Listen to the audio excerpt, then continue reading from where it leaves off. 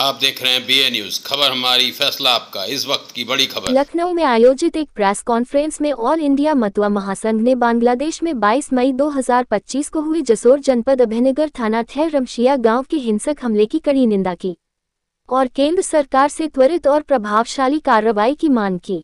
Press conference को संबोधित करते हुए महासंघ के उत्तर प्रदेश राज्य सचिव RN दास ने बताया कि बांग्लादेश में सनातनी मतुआ समुदाय के घरों को जलाया गया, महिलाओं के साथ अमानवीय व्यवहार हुआ और धार्मिक स्थलों को अपवित्र किया गया।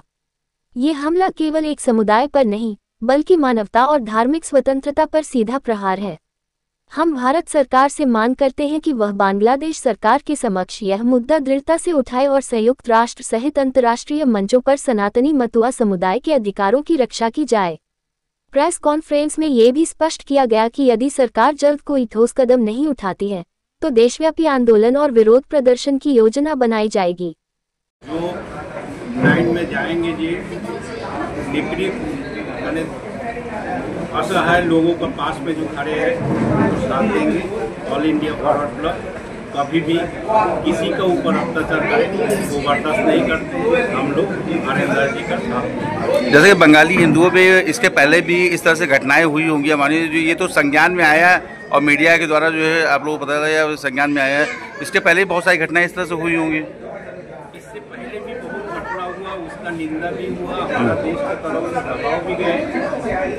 उस तरीके से निंदा हमेशा हम लोग करते रहते हैं, आंदोलन भी करते रहते हैं और करते भी रहेंगे। इस संबंध में प्रेस वार्ता के अलावा आप लोगों ने कहीं भी कोई प्रदर्शन या धरना वगैरह कुछ इस तरह से भी कोई कार्यक्रम रखा है इस तरह से?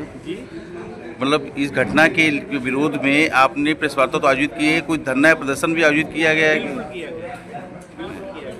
अभी RN जी रविंद्रनाथ में पिछले 11 तारीख को पिछले महीने को हमारा केंद्रीय मंत्री शांतनु ठाकुर जी आए थे, हमारा प्रदेश आए थे। उन लोगों ने इसके ऊपर चर्चा किया, प्रधानमंत्री मुख्यमंत्री सबको ज्ञापन भी दिया गया। आंदोलन होते रहते चलते रहते। मेरा नाम है मिथुन, मैं जिला महामंत्री जनपद पीलीभीत उत्तर प्रदेश से हूँ। आज हम लोग लखनऊ के प्रेस क्लब में एकत्र डॉक्टर आनंद जी के नेतृत्व में एकत्र हुए हैं, जो कि ऑल इंडिया मतुआ महासंघ के प्रदेश के महासचिव हैं। आज हम लोग इसलिए एकत्र हुए जो बांग्लादेश में एक अमानवीय घटना घटी है, इसके विरोध में हम लोग शांतिपूर्ण तरीके से प्रेस वार्ता कर रहे हैं। हम लोगों की एक ही मांग है कि बांग्लादेश में जो अन्याय हो रहा है बंगाली हिंदुओं के ऊपर, वो अन्याय बंद हो और जल्द से जल्द उन लोगों को न्याय मिले और दोषियों के ऊपर कार्रवाई हो। जैसे कि 30 परिवारों के भविष्य के लूटपाट हुई है। ये आवाज़ पत्रकार बंधुओं के माध्यम से हम देश के सर्वोच्च न्यायालय एवं मानव अधिकार, राष्ट्रपति, यशस्वी प्रधानमंत्री, मुख्यमंत्री सब तक पहुँचाना चाहते हैं, क्योंकि मीडिया ही एक ऐसी आवाज़ है जो देश के कोने कोने तक पूरे विश्व में आपके माध्यम से हम लोग इस बात को पहुँचाना चाहते हैं कि हम लोग भी इस अमानवीय घटना के खिलाफ है और हम लोग उत्तर प्रदेश से आवाज़ उठा रहे हैं। आप अपना परिचय देते हुए आज की जो प्रेस वार्ता आपने आयोजित की है बताएं। मैं डॉक्टर RN दास और ऑल इंडिया मतुआ महासंघ के उत्तर प्रदेश राज्य की मैं महासचिव हूँ और आज की प्रेस वार्ता हमने इसलिए बुलाया है कि हमारे पड़ोसी देश बांग्लादेश में लगातार वहाँ पर रह रहे मतुआ सनातनी, वहाँ के अल्पसंख्यकों के ऊपर बराबर अत्याचार हो रहे हैं और इसके जो है विरोध में हम जो है इस घटना की निंदा करने के लिए और भविष्य में ऐसी घटना न हो अपने माननीय प्रधानमंत्री राष्ट्रपति जी के माध्यम से हम घोषणा देना चाहते हैं कि जो हमारे नेहरू लियाकत समझौता के अंतर्गत वहाँ के अल्पसंख्यकों की सुरक्षा की गारंटी वहाँ की सरकार की है, जो नहीं निर्वहन कर रही है।